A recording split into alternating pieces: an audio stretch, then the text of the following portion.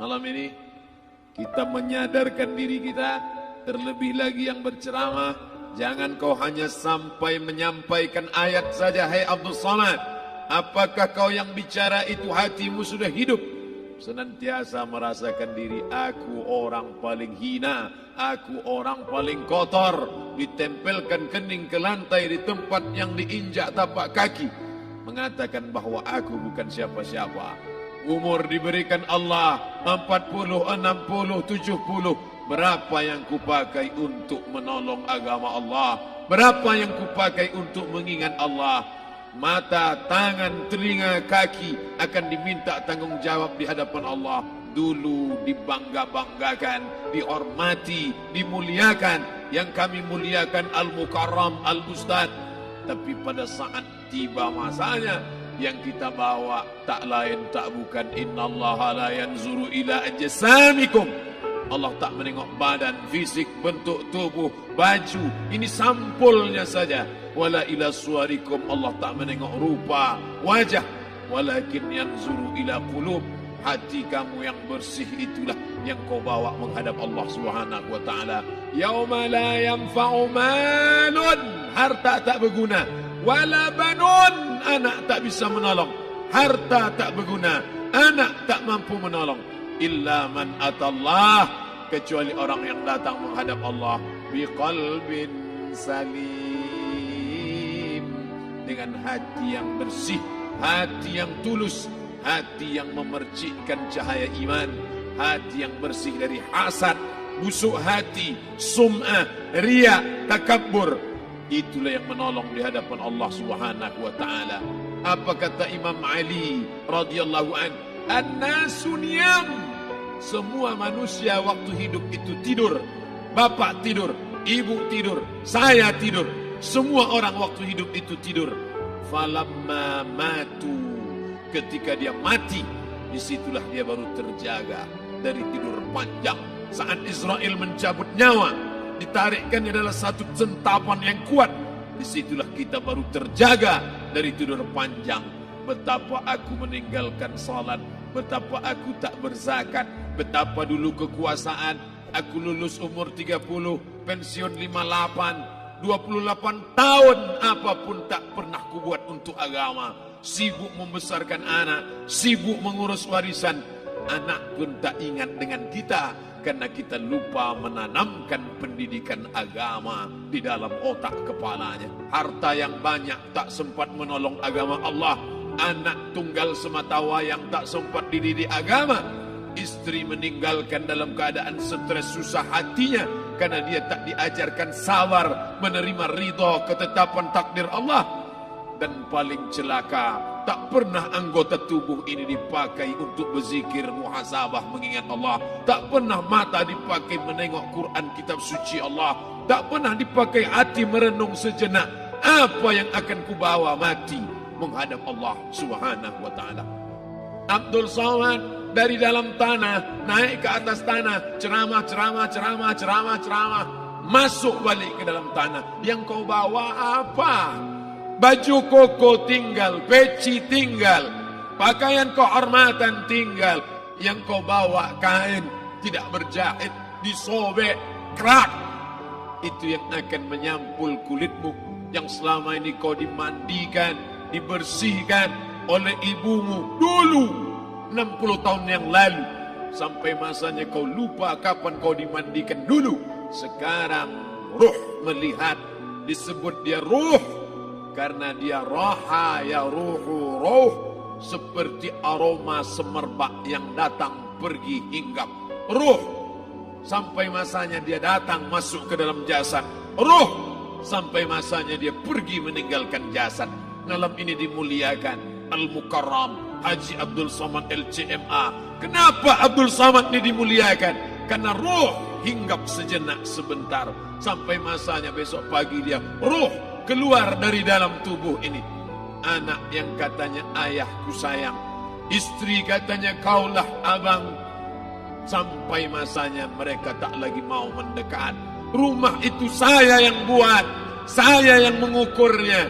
Tapi begitu ruh sudah keluar dari badan, tidak satu pun semeter, sesenti, sejengkal, sehasta ada tempat di rumah itu untuk jenazah bernama jenazah Abdul Somad. Mana kawan, sahabat, andai tolan, anak menantu, teman sekantor, semuanya pergi meninggalkan.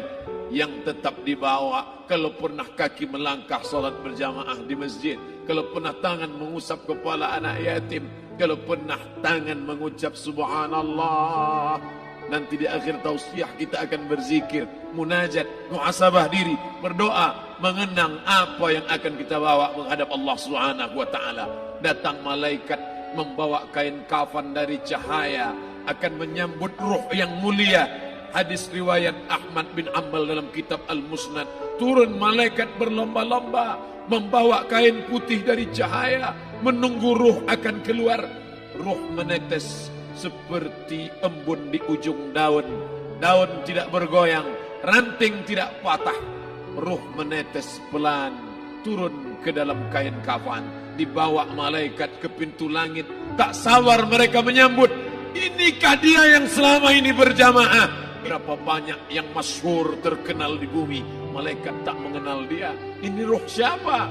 Tapi ini bukan LCMA, dia bukan ustaz, dia bukan ulama, tapi imannya dalam, kekuasaan dipakai menolong agama Allah. Ruhnya keluar di bawah, semua malaikat mengucapkan salam. Inilah orang yang selama ini kami tunggu-tunggu, catatannya sudah lama. Setiap pagi petang malaikat subuh membawa catatan namanya, malaikat malam membawa catatan namanya. Kami merindukannya. Begitu orang-orang yang masyhur di langit tapi tak dikenal makhluk bumi. Tapi ada sebaliknya, yang rohnya disentapkan, ditarik malaikat dengan begitu tarikan yang sangat kuat. Nabi bertanya saat Isra Mi'raj kepada mereka yang sudah mati ribuan tahun yang lalu, apa yang kalian rasakan? Yang satu mengatakan seperti tebasan pedang di tempat yang sama beratus kali. Yang satu mengatakan seperti kambing yang dikuliti hidup-hidup.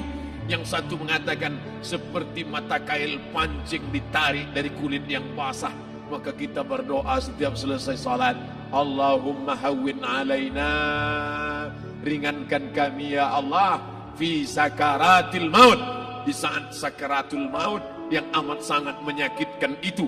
Di saat malam pertama di tempat yang gelap, di tempat yang tak pernah diimpikan oleh orang, tapi kita tetap melewati dan merasakannya.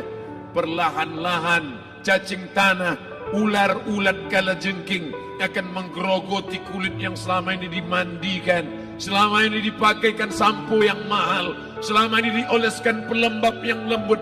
Tapi ternyata sebelum roh keluar jasad, setelah keluar, dia hanya akan menjadi santapan cacing tanah, hancur berkeping hari demi hari.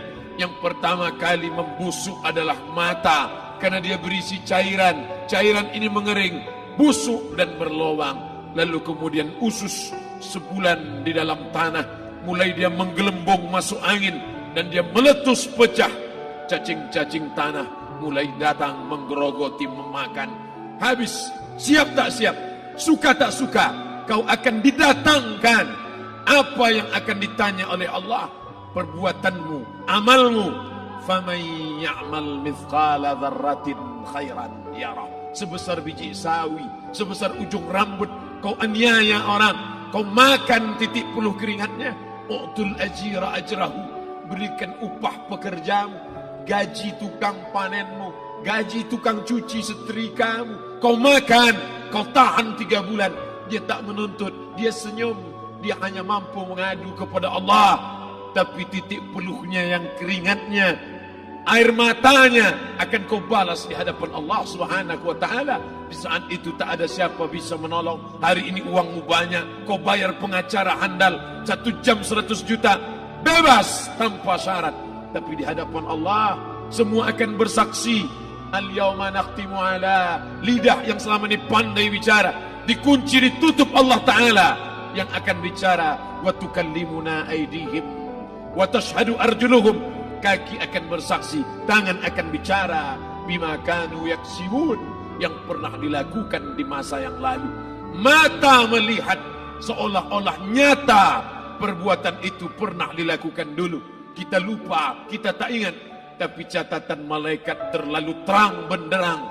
Wa in kullun lamma jami'un ladaina muhdarun. Catatan dibaca sampai-sampai orang itu tak percaya. Ma li hadzal kitab, kenapa buku catatan saya ini la yughadiru saghiratan, yang kecil-kecil, wala kabiratan, yang besar-besar, ahsaha, semua tercatat dalam buku catatan yang nyata. Dalam surat Al-Isra apa kata Allah? Iqra. Hari ini kalau dikatakan Iqra baca Quran, Iqra baca Yasin, malam Jumat Iqra baca surat Al-Kahfi. Tapi sampai hari itu Yasin tak bermakna, Al-Kahfi tak lagi disuruh baca, karena hidup sudah berakhir. Iqra, baca. Apa yang kau baca? Kafa binafsikal yawma alaika hasiba. Baca buku catatan amal. Sampulnya dosa, isinya dosa. Catatan kakinya dosa, sampul penutupnya dosa, bibliografinya dosa. Sampai ia pun tidak percaya, kenapa aku hidup hanya dosa saja. Saat itu dia mendengar teriakan azab, saat itu dia menyaksikan pekikan teriakan sakitnya siksa. Rabbana, ya Tuhan kami, farji'na, balikkan lagi kami ke dunia. Rabbana, ya Tuhan kami, absarna, mata kami sudah melihat azab. Wasami'na, telinga kami sudah mendengar sakitnya, pekikan, teriakan, jeritan.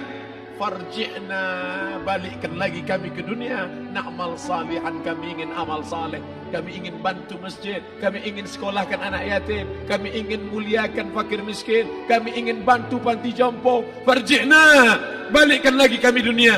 Kami ingin salat tahajud, kami ingin tahiyatul masjid, kami ingin puasa sunat. Saat itu penyesalan tak lagi berguna. Na'mal salihan, kami ingin amal saleh. Andai kau beri kami tenggat waktu ya Allah, laula akhartani, kalau kau beri aku waktu, ila ajalin qarib, aku tak minta hidup 1000 tahun. Ila ajalin qarib, sebentar saja kau hidupkan aku ya Allah. Di situ orang baru tahu apa yang pernah dilakukan dulu, yang di masa lalu. Tak ada cara lain kecuali malam ini kita bertaubat, taubat nasuha, mandi, solat sunat taubat. Ma min muslimin yuznibu dzamban, ada orang silap, khilaf, buat dosa, salah.